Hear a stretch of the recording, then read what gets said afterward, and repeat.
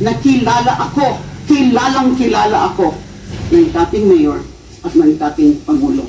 So he is lying. Maraming salamat po. Thank you, Senator.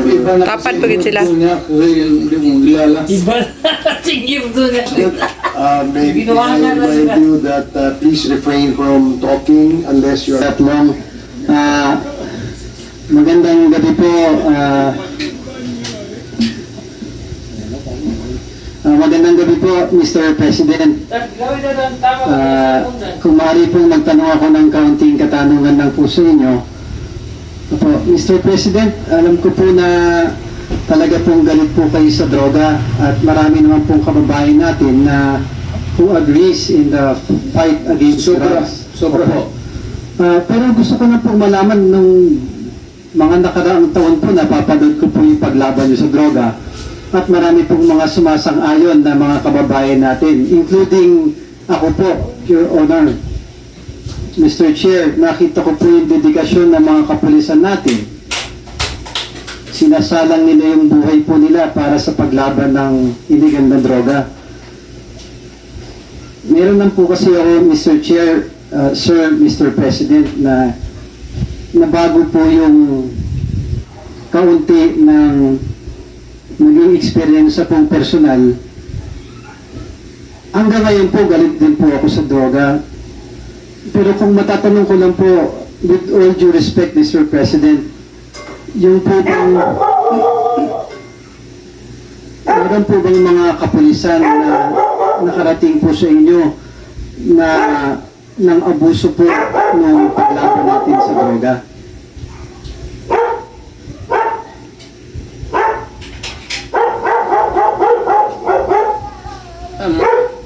Tapat po kayo. Mr. President, mayroon pong katanungan si Congressman Patricio. Pakiulit po nga, Congressman Patricio. Opo, sorry po. Again, with all due respect po, Mr. President, gusto ko lang po malaman na katulad po ninyo, ako po galit din po sa droga. Pero meron po bang mga kapulisan na nakarating po, mga reports na nakarating sa inyo nung kayo po ay Pangulo, na nang abuso po dun sa laban sa illegal na droga? Wala mo siya pa eh. Lahat ho ng pulis, pati military na pumasok ng droga, patay. You can check it out. Wala akong pinalusot at nagbubugbog talaga ako ng pulis sa Davao, dyan sa istasyon. Pag nag-abuso, lasing, binubugbog yung asawa, susumbong sa akin, puro pasa. Pagdating sa patawag ko dyan sa City Hall, may kwarto ako doon na maliit, katabi ng gubeta. Talagang inahampas ko yung mga gago na yan. Walang nakakalusot sa akin. Basta kriminal ka, pulis ka o ano, pagka kriminal ka, kriminal nga. Iyo, magtanong ko, hindi na galing sa, magyayabang kasi ako sir. Magtanong na lang kayo sa, recall sir, ilang pulis na matay pumasok sa droga. Sinabi ko na sa inyo, wag. Kasi hindi tayo magkaintindihan. Maraming pulis sir namatay dahil sa droga. Sinong pumatay? Gobyerno. At those initiative, akin. Ginoong tagapangulo, Mr. Chair, Mr. President, yung rason lang po kung bakit ko natanong yon, with all due respect po, kasi meron po nagkaroon po ng isang insidente noong 2020. With all due respect po, Mr. President, hindi po dahil nakaupo ako dito bilang isang representante, nangyari po ito nung pribado pa po ako. Kaibigan ko po kasi na malapit to, Mr. President, na sana po yung masolusyonan ng Quad o baka po sa ilan po sa mga tao niyo makatulong po para po ang kapatid ko kasi itong namatay, Mr. President. Ano po kasi, if I may read po yung story, text ko po yung kuya niya na kaibigan ko. Lumapit po yung pamilya Britannico sa inyo nung taong 2020 po. Ang pangalan po nung namatay si Delphine Britannico, isa pong matalik na kaibigan ko na wala po involvement sa droga kahit po ma-check. If I may read po yung konting istorya po, baka maalala niyo lang po, Mr. President. Delphine Britannico killed allegedly by a policeman last January 19, 2020 in Iloilo City. Delphine was innocent bystander who was a collateral damage. Delphine came across a policeman when he was parked outside this village after an alleged EJK operation hit with reward. Yun po kasi yung, hindi po sa akin galing yun, Mr. President. Yun po yung sinabi ng police na nagkaroon po kasi ng hearing. An alleged drug suspect po yung allegedly na inatake nila si Alain Muller. There were policemen implicated in this operation po, Mr. Chair. Police Corporal Joseph Andrew Hoven was identified by the NBI as the driver of the Mitsubishi Adventure used in the killing of Alain Muller and Britannico. Mr. President, yung istorya po kasi nito, si Del Britannico po, naglabas na po, nagmamakar po sa umaga. Paglabas niya po, may nakita po siyang sasakyan na hindi niya alam kung sino, inaalis po yung mga sticker o nagpapalit ng anyo nung sasakyan. Bilang kaibigan ko, kilala ko po siya, nag-video po siya. Nakakita siguro ng something suspicious, nag-video. Ngayon, nilapitan po siya nung sasakyan. Paglapit, anong binibidyo mo? Sagot po niya dahil suspicious kayo. Binaril po siya sa dibdib. Pagbaril, umabante po, akala patay na siya. Pinilit po nila yung kaibigan ko, ibangon yung motor niya. Inatrasan po siya at binaril po muli. Allegedly ng mga polis. Then is identified mga colleagues niya po na kapulisan, Morante and Escorial, as the ones who shot Delphine dead in January 19, 2020, as well as pointed out officers who directed the EJK killings of Muller. Yung po yung istorya, hindi naman ko po kilala yung Muller na allegedly sinasabi ng atake, Mr. President. Kaya ko lang po tinanong na nabanggit niyo po kanina na ang mga pulis na pag nagkakasala, hindi po tatagal sa inyo. Iniwala po ako doon. Pero ano po ang nangyari kaya dito?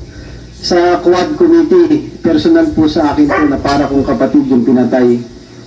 Nakita po ni Bill yung mga pulis na nakasibilyan sa labas ng Prime Village na barangay na Belutasan, La Paz, Iloilo City kung saan po siya nakatira. Hindi niya rin po alam na may pinanggalingang krimen po yung mga pulis nila at hindi niya alam na pulis yun. Mr. President, that's my appeal na siguro po doon sa hangarin ninyo na tapusin yung droga sa mabilis na panahon, wala pong masama doon. Ang nasa isip ko lamang po, baka yung ibang kapulisan natin na nag-abuso po, na ginamit na rin yung salita. Hindi po ako naniniwalang alam nyo na iuutos ng patayin yung inosenteng kaibigan ko. Ang takot agam-agam ko lang po sa akin, na baka in some words or narrative or hyperbole na nasabi niyo po, baka yung ibang pulis na hindi lahat mabubuti. Ako po ang una-una magsasabi, karamihan ng pulis, tinataya ang buhay. Marami po ang kaibigan dun sa amin, sa distrito ko. Pero meron pong ilan na mga abuso. Isa pong biktima si Del Britannico, na sana po mabigyan ng hustisya. Mr. President, lumapit po yung pamilya Britannico. Anak po siya ng dating congressman ng party list. Si Bud Britannico po, Salvador Britannico, yung matalikong kaibigan, kapatid niya po ito, kung nababalitaan po. Mr. President, pumunta po sila sa Malacanang.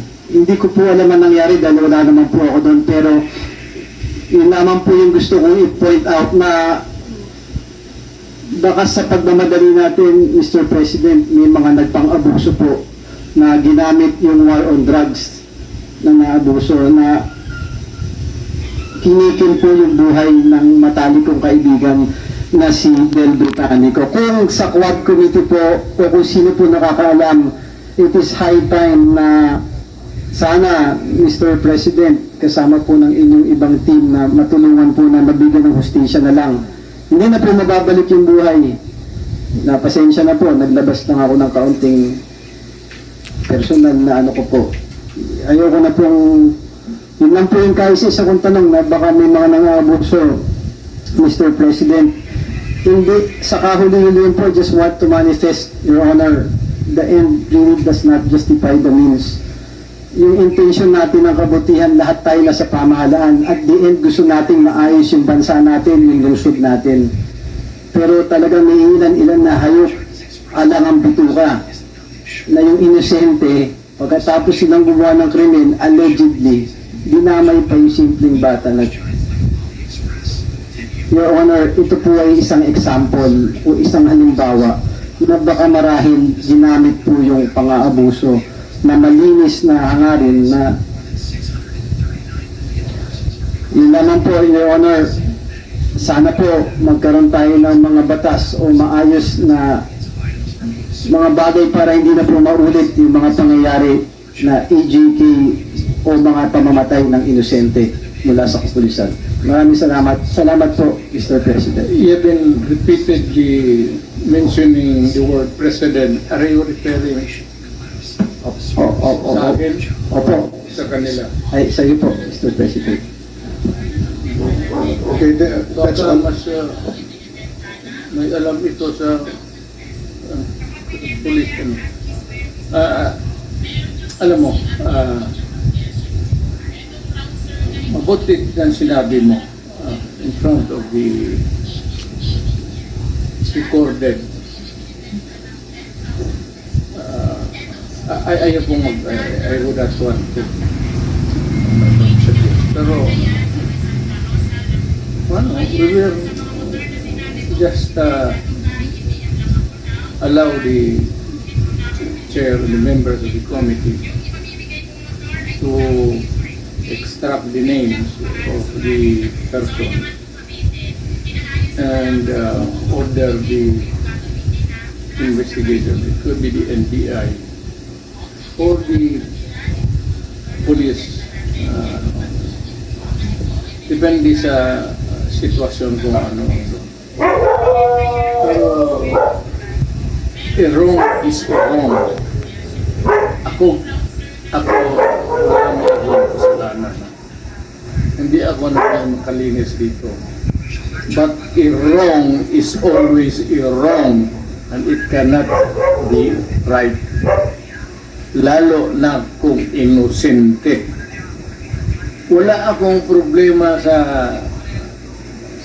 napatay na baril ganon. Pagka sa trabaho ng police tapos alam ko na droga, kriminal. Pero kung inosente, sabi ko, walang, there can never be justification to take a human life without a purpose. If the purpose is really to save humanity, well and good. Pero kung itong ganito na inosente, it should be investigated. Now, I'm sure that the names that we have mentioned, the chair now will direct the, well, of course, to give the names, the proper agency, suggest ko, the NBI, to investigate and to give them a timeline. Para hindi matagal. 1 month. Para magtrabaho. Hindi naman kailangan magtaunan yan eh. Salamat po, Mr. President. Congressman Junicio, your manifestation is actually noted and part of the records of the of the proceedings today. So we will definitely recommend some action with the information that you shared to the committee. Thank you, Mr. Chair, and I'm happy to provide all the information. Pati po yung pamilya na gusto pong magpakita po sa inyo. Okay, kung sige. makakatulong Salamat po. Salamat, Mr. Chair. Salamat po, Mr. President. So the next to interpellate